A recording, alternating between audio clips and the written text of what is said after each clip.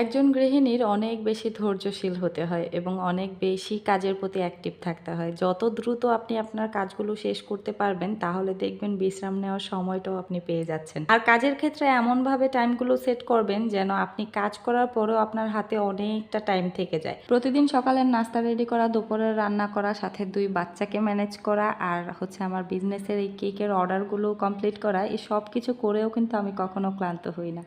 এই তো প্রতিদিন সকালবেলায় হচ্ছে আমার ঘুম থেকে উঠেই বাচ্চার জন্য নাস্তা রেডি করতে হয়, কারণ ও হচ্ছে স্কুলে চলে যাবে।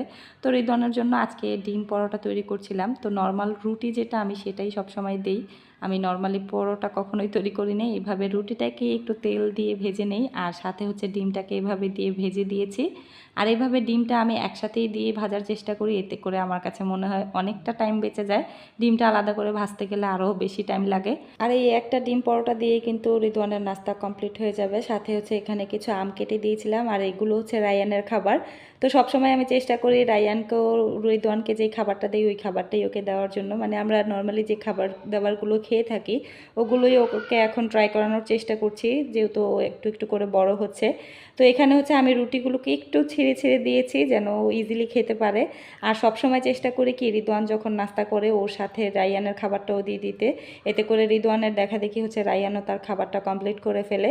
আর রায়ান ইদানিং নিজের হাত দিয়ে খেতে অনেক বেশি পছন্দ করছে, তাই ওর হাত দিয়েই ওকে খেতে দিয়েছি। আর রিদওয়ান যখন নাস্তা করে তখনই চেষ্টা করি রায়ানের নাস্তাটা দিয়ে দিতে, এতে করে দুইজন একসাথে খেয়ে ফেললে আমার রায়ানকে পরবর্তীতে খাওয়ানোর আর ঝামেলাটা করতে হয় না। আর এমনিতেও রিদওয়ান যা খাবে ও সেটাই খাওয়ার চেষ্টা করে। তো এখন হচ্ছে দুই ভাই মিলে আম খাচ্ছিল আর ইদানিং রায়ান আম খাওয়াটা অনেক বেশি এনজয় করছে, মানে আমটা অনেক বেশি পছন্দ হয়ে গিয়েছে। তো এই তো এদিকে রিদওয়ানের স্কুলের গাড়িও চলে এসছে। এখন হচ্ছে রিদওয়ানকে পাঠিয়ে দিয়ে আমি দুপুরের রান্না বান্না শুরু করে দিব। তো আজকে হচ্ছে আমি চিকেন কোফতা কারি রান্না করব, সেই জন্য হচ্ছে চিকেনের 2টা ব্রেস্টের পিস নিয়ে আমি খুব ভালো করে ব্লেন্ড করে নিয়েছি। এখন হচ্ছে কুচি করা কাঁচামরিচ দিয়ে দিলাম, স্বাদ মতো হচ্ছে লবণ দিলাম, আর এখানে হচ্ছে হাফ চামচের মতো আদা রসুন বাটা দিলাম, হাফ চামচ মরিচ গুঁড়ো আর হাফ চামচ হচ্ছে জিরে গুঁড়ো দিলাম।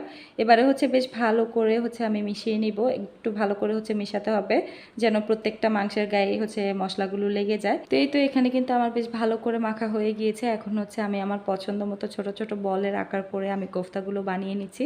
তবে আপনারা চাইলে আপনাদের পছন্দ মতো বানাতে পারেন। আমি এখানে বেশ অনেকগুলোই হচ্ছে বল তৈরি করে নিয়েছি একটু ছোট ছোট করে। তো এবারে হচ্ছে একটা চুলায় প্যান বসিয়ে অল্প পরিমাণে তেল দিয়ে তেলটা গরম করে হচ্ছে সবগুলো কোফতা দিয়ে দিচ্ছি। অনেকেই হচ্ছে এটা ডুবো তেলে ভাজে, তবে ডুবো তেলে ভাজতে গেলে কিন্তু ভেঙে যাওয়ার চান্সটা থাকে। তো আমি হচ্ছে একটু অল্প তেলেই ভেজে নিচ্ছি, একটু কালার করে হচ্ছে ভেজে নিচ্ছি, চাইলে আর একটু কম কালারও করতে পারেন। তবে আমার কাছে এরকম কালারটাই ভালো লাগে, তাই এরকম কালার করে হচ্ছে আমি ভেজে তুলে নিলাম। এবারে চুলায় আরেকটা প্যান বসিয়ে একটু বেশি পরিমাণে হচ্ছে তেল দিয়ে কিছু পেঁয়াজ কুচি দিয়ে দিচ্ছি। আর পেঁয়াজটা হচ্ছে খুব ভালো করে কুচি করে তারপর নিতে হবে। চাইলে কিন্তু এই পেঁয়াজটা আপনারা ব্লেন্ড করেও করতে পারেন, তবে ব্লেন্ড করলে কিন্তু সেটার টেক্সচারটাও আরও ভালো আসবে, মানে গ্রেভিটা অনেক সুন্দর হবে। তো এদিকে পেঁয়াজ ভাজতে ভাজতে একটা মশলা রেডি করে নিচ্ছি। তো এখানে হচ্ছে আমি কিছু বাদাম নিয়ে নিয়েছি, এখানে হচ্ছে আমি 2 ধরনের বাদাম নিয়েছি আর হচ্ছে 5টা কাঁচামরিচ নিয়ে নিলাম। আর সাথে হচ্ছে ছোট ছোট টুকরো করে একটা টমেটো কেটে নিয়েছি। এখন এগুলোকে বেশ ভালো করে হচ্ছে আমি ব্লেন্ডারের জগে দিয়ে ব্লেন্ড করে নিয়েছি। এরকম মিহি করে হচ্ছে ব্লেন্ড করে নিতে হবে। তো এইদিকে কিন্তু আমার পেঁয়াজটা একদমই ভাজা হয়ে গিয়েছে, আর খুব বেশি কিন্তু ব্রাউন কালার করিনি। এখন হচ্ছে সেই মশলাটা আমি দিয়ে দিচ্ছি, একটু আগে যেই মশলাটা আমরা রেডি করেছিলাম। তো এই মশলাটা দিয়ে এখন হচ্ছে বাটিটা ধুয়ে একটু পানি দিয়ে দিচ্ছি। এখানে আর পানি দেওয়ার প্রয়োজন নেই, স্বাদ মতো লবণ দিলাম, হাফ চামচের মতো হচ্ছে মরিচ গুঁড়ো দিয়ে দিলাম, আর হচ্ছে হাফ চামচ আদা রসুনের বাটা দিলাম, আর হাফ চামচ হচ্ছে জিরা গুঁড়ো দিলাম, আর কিছু দিয়ে দিচ্ছি হচ্ছে গরম মশলা। তো এবারে হচ্ছে মশলাটাকে বেশ ভালো করে মিশিয়ে দিয়ে বেশ অনেকক্ষণ হচ্ছে মশলাটাকে কষিয়ে নিব, যতক্ষণ পর্যন্ত এইটার কালারটা পুরোপুরি চেঞ্জ না হচ্ছে ততক্ষণ পর্যন্ত হচ্ছে ভালো করে জাল করতে হবে। তো এই তো আমার মশলাটা কিন্তু খুব ভালো করে হচ্ছে হয়ে গিয়েছে, এটাকে বেশ ভালো করে কষিয়ে নিয়েছি। এখন আমি হচ্ছে ঝোলের জন্য পানি দিয়ে দিচ্ছি পরিমাণ মতো। এখন এই পানিটা বলক আসা পর্যন্ত অপেক্ষা করছি। তো এই তো 2-3 মিনিট জাল করার পর হচ্ছে পানিটাতে বলক চলে আসছে। এখন হচ্ছে আমি কোফতাগুলো দিয়ে দিচ্ছি।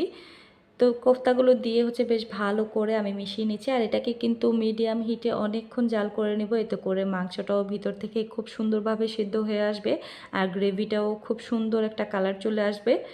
তো এটাও অনেকক্ষণ হচ্ছে ঢেকে জাল করার পর এরকম সুন্দর একটা কালার কিন্তু হয়ে গিয়েছে। আমাদের গ্রেভিটা প্রায় অনেকটাই শুকিয়ে গিয়েছে।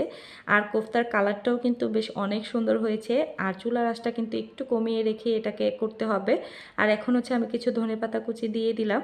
আর 2 থেকে 3 মিনিট জাল করে হচ্ছে আমি এই কোফতাটা নামিয়ে নিব। আর এরকম চাইলে গ্রেভিটা আপনারা রাখতে পারেন, আর একটু কমাতে চাইলেও কমিয়ে নেবেন। তো এই তো এখানে হচ্ছে আমার কোফতাটা কিন্তু একদমই রেডি। তো যারা এখনও বাসায় কোফতা কারিটা ট্রাই করেন নাই, অবশ্যই ট্রাই করে আমাকে বলতে ভুলবেন না যে কেমন লাগলো আপনাদের কাছে। তো এই তো দুপুরের পরে হচ্ছে আমি আমার কেকের কাজ নিয়ে বসে গেলাম। দুপুরে হচ্ছে খাওয়া দাওয়া করে বাচ্চাদেরকে ঘুম পাড়িয়ে রেখে এখন হচ্ছে কেকের কাজটা করতেছি। আজকে হচ্ছে ছোট্ট একটা চকলেট কেকের অর্ডার ছিল। তো প্রথমেই হচ্ছে ক্রিম দিয়ে কোট করে এবারে হচ্ছে একটু চকলেট গানাশ দিয়ে দিলাম। এখানে হচ্ছে ডার্ক চকলেটটা আমি মেল্ট করে হচ্ছে কেকের উপরে দিয়ে দিচ্ছি।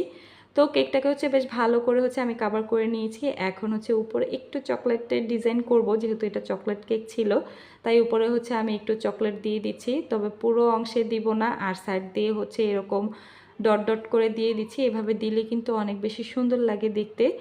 তো এই পুরো সাইডটা কাভার না করার কারণ হচ্ছে এভাবে আমি সাইড দিয়ে একটু ডিজাইন করব। আর পুরো অংশে যদি আমি চকলেটটা লাগিয়ে দিতাম তাহলে হচ্ছে এই ফুলের ডিজাইনটা করা যেত না।